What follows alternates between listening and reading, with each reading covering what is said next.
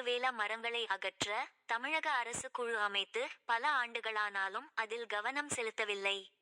குழு அமைத்தும் நடவடிக்கை இல்லை என ம.தி.மு.க. பொதுச் செயலர் வைகோ குற்றஞ்சாட்டினார்.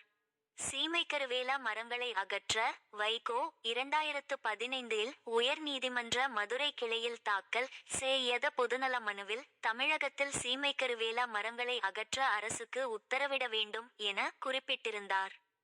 நீதிபதிகள் என். சதீஷ்குமார், டி. பரதசக்கரவர்த்தி அமர்வு நேற்று விசாரித்தது.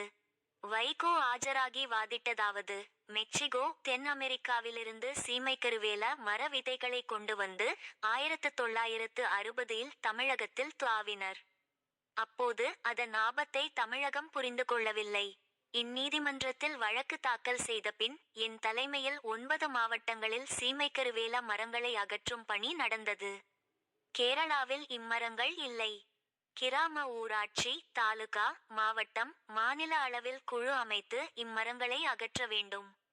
இதை கண்காணிக்க தனி செயலி உருவாக்க வேண்டும்.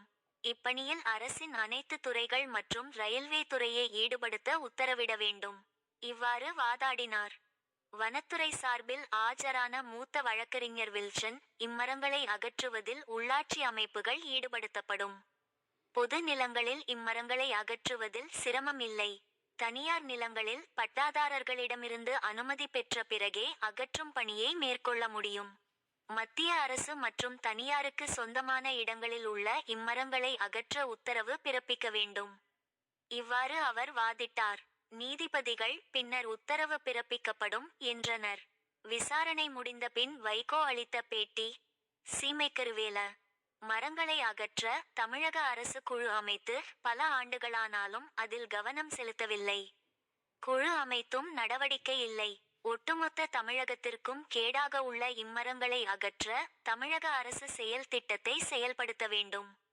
இவ்வாறு அவர் கூறினார்.